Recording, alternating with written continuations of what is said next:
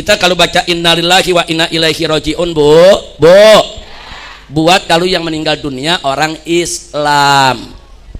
Ibu, kalau orang kafir nggak usah ngucapin innalillahi wa inna ilaihi rajiun. Salah penempatan. Kalau orang Islam yang meninggal kita sebut almarhum atau almarhumah. Jangan orang kafir disebut almarhum, nggak boleh. Almarhum itu artinya yang dirahmati. Nah, saya mau tanya sama ibu-ibu, orang kafir kalau meninggal dunia dirahmati gak oleh Allah? Ini akidah kita. Ini akidah kita. Kita memang wajib toleransi terhadap umat beragama lain. Umat beragama lain sulit, yuk kita bantu. Dalam kemanusiaan tidak membedakan agama. Silakan. Nah, tapi kalau mereka yang sudah meninggal dunia dari orang-orang kafir nggak boleh kita sebut almarhum, nggak boleh juga kita sebut almarhumah. Nah, ini sengaja saya sampaikan karena kemarin begitu ada tokoh non muslim meninggal dunia, di mana-mana orang Islam rame yang innalillahi wa inna ilaihi rajiun. Ada angkat tangan doa lagi. Astagfirullahaladzim. Saudara mau dia mau datangi sebagai kunjungan mewakili keluarga atau negara atau apa, silakan. Tapi nggak perlu didoain. Nah, kalau pertanyaannya, Habib, emang nggak boleh doain orang kafir? Mau tahu gak jawabnya? Betul. Cuman ngaji 2 jam lagi nih. Ibu perhatikan baik-baik ya. Ini bicara soal doa. Satu, kita mulai dari salam. Memberikan salam dengan assalamualaikum warahmatullahi wabarakatuh kepada orang kafir hukumnya haram. Paham, Bu? Nggak boleh. Tapi bagaimana? Yang kedua, tapi bagaimana kalau yang hadir campur? Ada muslim, ada bukan muslim. Boleh gak kita memakai assalamualaikum warahmatullahi wabarakatuh? Jawabnya boleh. Karena yang kita niatkan yang muslimnya. Nah, ini kembali kepada niat. Yang kita niatkan yang muslimnya, nggak apa-apa. Jadi bacakan assalamualaikum warahmatullahi wabarakatuh dengan diniatkan salam kita hanya untuk orang yang beriman. Boleh. Bagaimana kalau yang hadir kafir semua? Nggak ada Islamnya satu juga. Nah, maka nggak boleh kita ucapkan assalamualaikum warahmatullahi wabarakatuh. Apa ada kalimat pengganti? Banyak. Salah satunya diajarkan Nabi apa? Salamun ala manittaba'al huda. Artinya salam kesejahteraan bagi mereka yang mengikuti petunjuk Allah. Itu salamnya. Makanya waktu Nabi tulis surat ke Kaisar Romawi, ke Kaisar Persia, Nabi kan pernah tulis surat. Nah, Nabi nggak pakai assalamualaikum, Nabi pakai salamun ala manittaba'al huda. Nah, jadi itu salamnya Nabi, saudara, untuk orang-orang di luar Islam. Nah, jadi silakan baca salamun ala manittaba'al huda. Nah, itu boleh. Nah, yang kedua, boleh juga kita pakai salam umum aja nasional. Selamat pagi, selamat siang. Nggak apa-apa kita pakai itu, silakan. Nah, itu kan salam universal aja. Selamat pagi, selamat siang. Buat agama apapun silakan. Nggak ada masalah. Jangan pakai assalamualaikum warahmatullahi wabarakatuh. Karena assalamualaikum warahmatullahi wabarakatuh itu adalah tahiyatul muslimin. Itu tahiyatnya orang Islam. Kira-kira jelas gak? Baik, yang ketiga, bagaimana kalau orang kafir yang ngasih salam kepada kita? Nah, mereka bilang assalamualaikum. Nah, kadang-kadang kan suka terjadi ada orang non Islam hadir di majelis kita, mungkin bertamu, dia ngasih sambutan, dia kasih salam. Saudara, boleh gak dijawab? Boleh, tapi ada cara menjawabnya.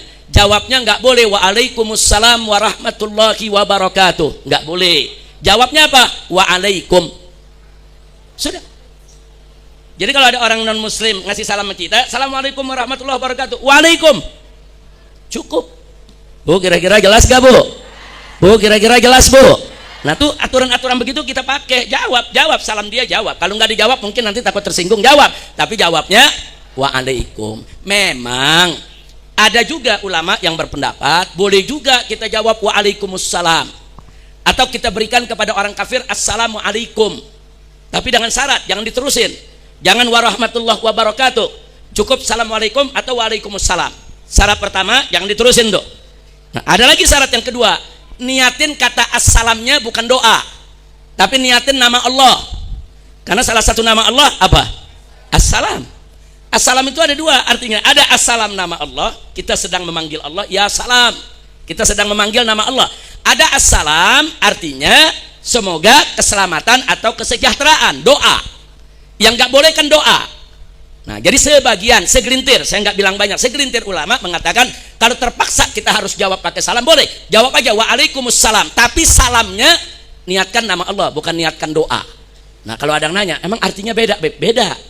Kalau kita katakan assalamualaikum dengan arti doa, berarti semoga salam kesejahteraan dari Allah atasmu. Itu kalau assalamualaikum doa. Tapi kalau dikatakan assalamualaikum, artinya Allah subhanahu wa ta'ala memperhatikan kalian semua. Kalian semua dalam pengawasan Allah. Allah akan memperhitungkan kalian semua. Itu namanya assalamualaikum. Bahkan sebagian ulama lagi jangan pakai kum, pakai ka aja, assalamualaikum. Nah, jadi ada yang mengatakan boleh tapi niatin. Begitu juga kalau dia kasih salam, kita jawab waalaikumsalam.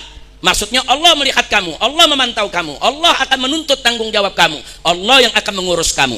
Jadi bukan doa itu namanya. Kira-kira jelas gak, Bu? Nah, tapi pendapat ini lemah. Pendapat yang kuat tetap nggak boleh, jawab aja waalaikum. Nah, terus ada yang nanya, Habib, kalau pendapat itu lemah, kenapa mesti disampaikan kepada ibu-ibu? Kadang-kadang, Bu, yang lemah dalam satu kondisi jadi perlu. Kadang-kadang seorang muslim tinggal di wilayah mayoritas non muslim, orang Islam tinggal di Inggris, orang Islam tinggal di Indonesia Timur, di kampungnya bukan orang Islam. Kadang-kadang kalau nggak dijawab mereka tersinggung, kalau nggak dijawab nanti jadi perkara. Kalau nggak dijawab nanti jadi geger ribut satu kampung.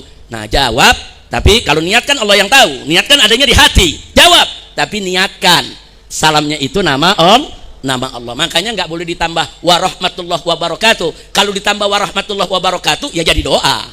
Tapi kalau assalamualaikum ada dua artinya. Bisa artinya salam kesejahteraan dari Allah untuk kamu sekalian, bisa juga artinya Allah mengawasi kalian. Kalian pasti diperhitungkan oleh Allah. Nah, artinya bisa dua. Tapi kalau ditambah warahmatullahi wabarakatuh ya pasti doa.